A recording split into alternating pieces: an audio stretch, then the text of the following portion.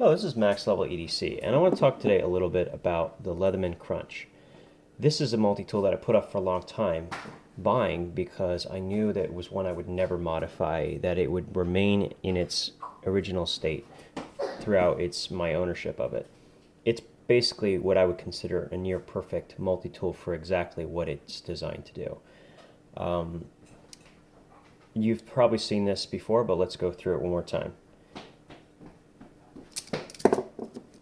So, first of all, I have found the ability to open it one-handed and close it one-handed.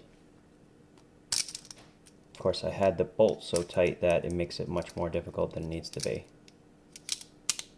So, it is possible to one-hand it. It's not great, but it's fun kind of dexterity play, and it makes fun noise while you do it, so it's sort of like a nice little tinker toy.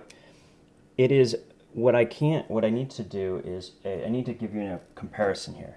So this is the Leatherman Crunch, and this is the Wave. The Wave is not the thickest tool in the world, and yet the Crunch is not only thinner, but it is also lighter at 7.6 ounces, which makes a big difference.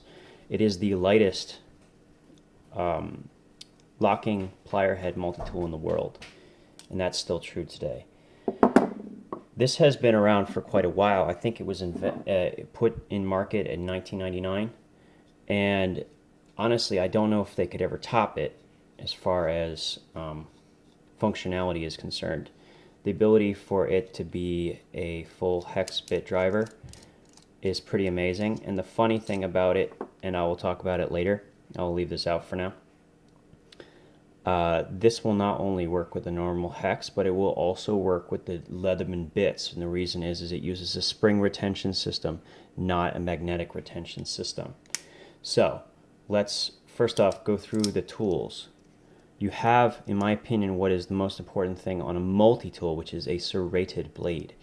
I think serrated blades get a bit of a, I don't know, they get trash talked a lot. But the simple fact is, if your blade is not the sharpest in the world, you would much rather be serrated than be straight, which means that this is going to be more useful for a longer period of time. And for most of the utility purposes that you're going to want to use a short blade like this, the shorter the blade, the better it is to be serrated. It's going to basically extend the length of the blade, or make it more usable in a lot of other tasks. This tool also includes both a lanyard ring, a file, and a large flat screwdriver. Now, I have to tell you, I'm not really very happy with this file in general. I find it quite useless. Now, all the tools do lock, so we'll go through that as well. Now, I did not realize that it prevents other tools from, that's kind of interesting. I just realized that it does prevent the other tools, some tools, from opening when one is already locked in place. Quite interesting. But anyway, this has a larger flat, a medium flat, and a small flat. And the nice thing about them is they are long and narrow, which means they will work on recessed screws. The same thing is also true of the full 3D Phillips. An amazing feature. They pretty much cannot make it better than this, in my opinion. The width, the size, the amount of space it takes up, it's really, really hard to improve on this design as far as space is concerned. Now, let's talk. Well, one thing. Let me run through this plier head in a much closer detail. Now you can see the actual teeth of this, and there's a groove in here as well. So if you were to lock a sharp object in this groove, you could actually use it to poke holes and so on. Like you can use a nail for scoring, etc., etc. You can also pinch a carbide tip and allowing you to score metal or anything like that. So that's a pretty impressive functionality. You'll notice the two different directions on the teeth, and you'll also notice that this has actual cutters on it as well. Now, they are not the strongest cutters in the world, and I would recommend that if you're going to cut something like nails, that you use a dedicated tool for that. You don't try to do it with this. I mean, the warranty on Leatherman is pretty amazing, but the right tool for the right job, okay? It's still a multi-tool. And even if it wasn't, you have to know what your limitations are. Now, this is the Crunch. It's very compact. It does not have a pocket clip, but that's okay, because it is truly a tool's tool. All right? Now, what can you pair with this to make it much more functional? Well, thankfully, because of its ability to use the hex slot, you can actually expand it tremendously. This is just not a non-complete kit, but it's something that you can start with. I started with a bit extender, which I've added a pocket clip for to keep it from sliding out. This is an older sheath that I'm using. I also have in it a conversion of hex to 1/4-inch socket, allowing this to work with socket set. This extender also is deep enough. It'll allow me to extend Leatherman bits. Now, I don't have a complete set here, but there are a bunch of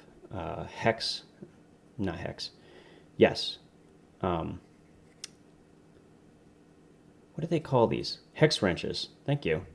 A bunch of hex wrenches in here. You don't want to hold flats. You want to hold the bits that you're not going to be able to get with the crunch. So you want your torques, you want your sockets, you want that kind of thing. Okay, so this will fit in there, and you have probably seen, if you go back, you will see my modification to the surge file and saw, allowing it to be held in the crunch, which I will show in just a second. Hold on. All right, so let's put this back together. Well, you know what? Let's go. We'll do this in just a second. So I'm including this very, very small crescent wrench, which opens up quite wide, and the reason is a lot of times when you have one, you have to hold or fix a bolt while you're unscrewing it. So having a secondary wrench of some sort is actually quite useful and may actually allow you to complete a fix when you would otherwise not be able to. The other thing I have in here is a very inexpensive micro screwdriver, which also has plenty of storage for bits. Now, I don't have any bits in here right now, but it's up to you to kind of reorganize this in a way that allows you to have more of a spectrum of tools. So I would suggest that as your primary screwdriver because it's thin and it has storage inside. You could also go with something like the Bit Vault by Lever Gear. Let me pull mine out real quick. That unfortunately doesn't fit in this kit, and that's probably why I haven't included it. Now, the last thing I have in here is a mini champ, and you can pick a smaller tool like this, but the big thing here is I want access to scissors. It has a couple extra very, very small blades. And it has tweezers, which actually do come in handy. The other thing I would suggest here, let me pull out my keys, which I have. Now I have this. This is a Style PS. Now this is definitely a tool I would potentially slot in that slot, and here's why. This, not only does it fit for me, but it provides me small, fine-tip needle nose pliers, and it gives me, of course I hooked it, right? It also gives me access to scissors, which is no small thing, as that is also important and why I concluded the mini champ. Now these scissors are actually better than I expected, but yes, this would be a great accompaniment to this tool set because it allows you to have needle nose pliers along with the short blunt nose and the wrench. So this would be a great combo piece as well.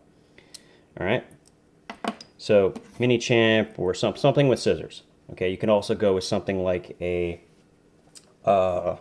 what's it called? A slip and snip scissor would be a good example, or so on and so forth. Something with scissors.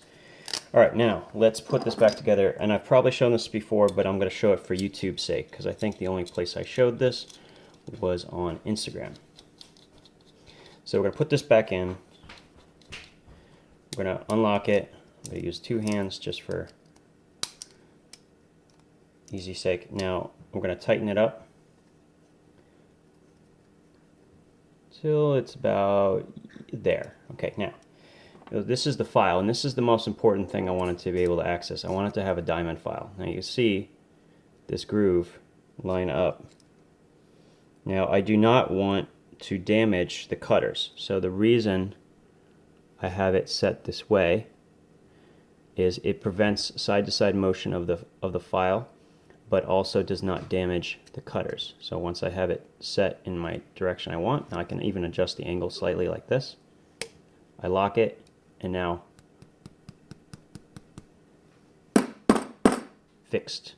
Now I have a fixed diamond file, a fixed crosscut file, and metal saw. And you can do this with, you can cut this kind of notch in any T-shank or any, well, for that matter, any saw you want. You could even cut down a Sawzall blade and cut a notch in that as well.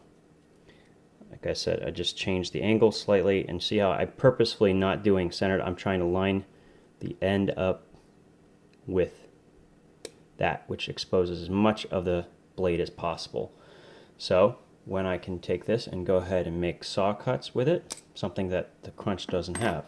And the nice thing about doing this is this will not modify the tool and allow you to maintain its warranty. So in this case, I think it's not worth it, and you can do the modifications to a much less expensive set. Now this set of saw and file is only $5. So I would say that would be my suggestion to you. So I hope this kind of gives you an idea of a base kit you can start with, and yeah, and you can do more yourself. It is an expensive tool at $109 currently, from what I can find, but worth it? Yeah, it's really hard to beat, and the warranty is impossible to beat. So I hope you enjoyed this and you got something out of it, or maybe you found something you could add to your kit.